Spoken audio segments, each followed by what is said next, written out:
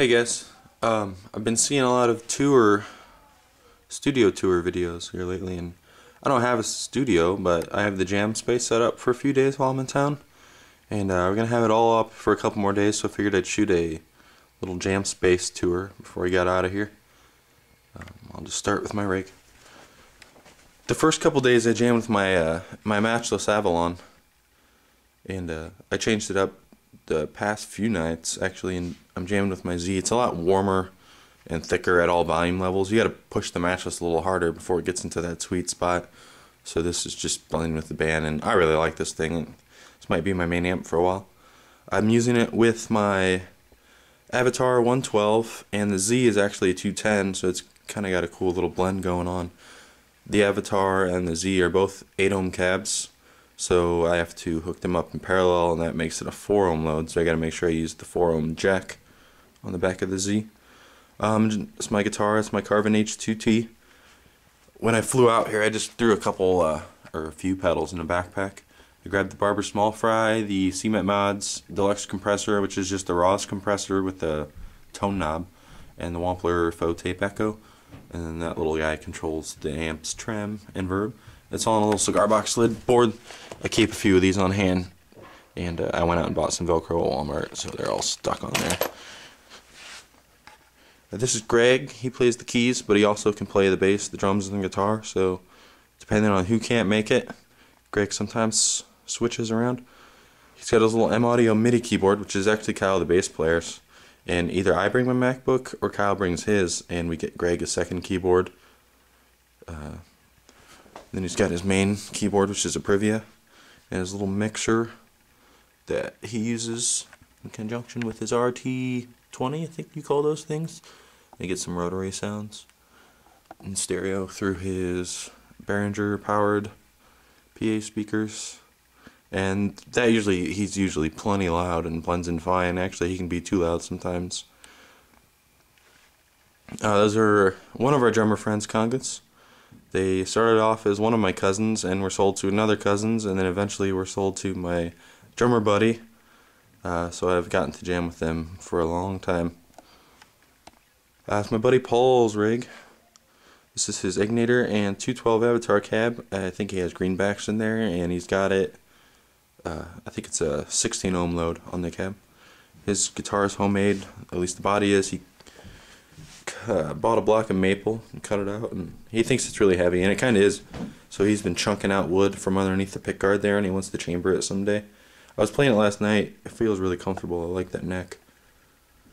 This is his pedal board.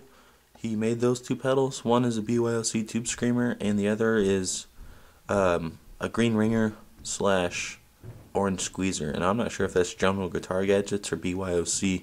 I think it's BYOC, but I'm not sure if they make that duplicate pedal. I haven't looked in a long time. Maybe they do. I don't know. There's RV3 because his Ignitor doesn't have reverb and he wanted it. He also uses it for a little delay. It's in place of the Malico 300D that I bought a long time ago, and I wasn't using it, and I sold it to Paul for a really good deal. And hopefully he still hasn't sold it off, and he'll sell it back to me for a really good deal again. This tube driver, and it came with a RCA Cleartop 12AT7 in there, a little bit lower gain, and it sounds great. So I got a hold of one from a tube collector friend of mine who's into hi-fi audio, and it sounded pretty sweet. But I don't really like my tube driver that much anymore. It's fun, but I got some other pedals I like more, so I'm gonna sell the tube driver. And I took that tube out and stuck it in the phase inverter slot in my matchless, and I liked it there, so that's where it stayed. So, this is Kyle's bass rig. It's a SWR, 750 watts, and I think that is 4 10s. And he plays a Fender jazz bass through it, but he takes it with him, so I can't throw that up on the camera, but I'm sure you guys have all seen one. That's a Bosch ET6B. He doesn't use much effects. He uses a little fuzz and a little octave here and there, and maybe something a little swirly now and then. I think I hear it coming from over here. But he got it a few years back. I have a GT6 that I used when we first started playing together a while ago, like 4 or 5 years ago, and he kind of liked it, so he got one eventually and tried it out. I'm trying to build him a little board, but he's a stickler. He doesn't really like messing with effects, so he just uses that every now and then. This is the drummer. This is Gray, the guy who plays the keys and everything.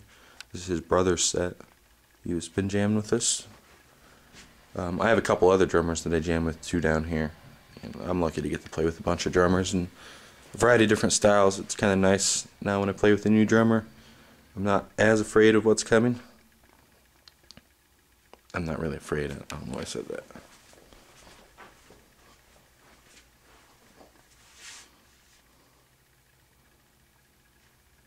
And it's my brother's PA with all his lights. It's his DJ rig. I think he's got two 18-inch subs and 4 15-inch woofers, and then there's some tweeters and whatnot in that cab. I don't really know much about DJ PA speakers.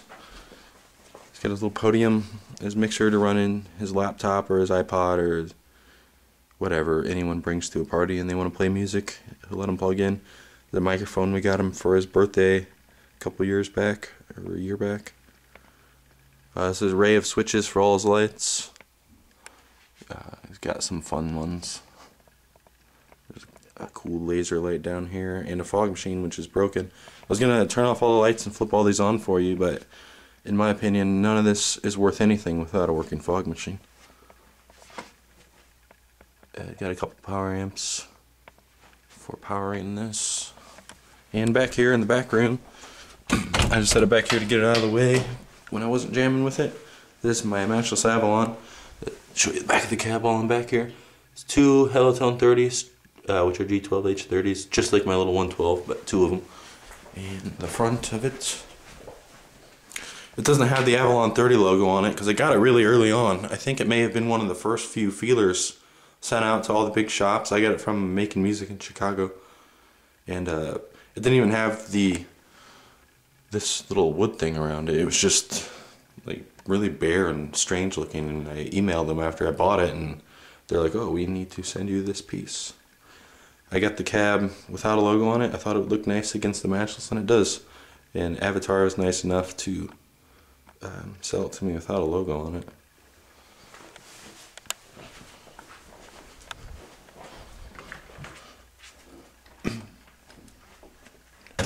I have a cold, so excuse me.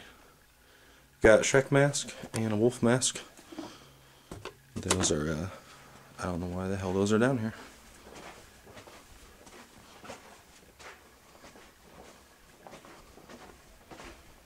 Oh. My sister's Strat that she bought and never touched. It's one of those crazy paint jobs. I want to Bobby Deify it and take off that pickguard, put solid white, and get some neon colored pickup covers. I think that would be great.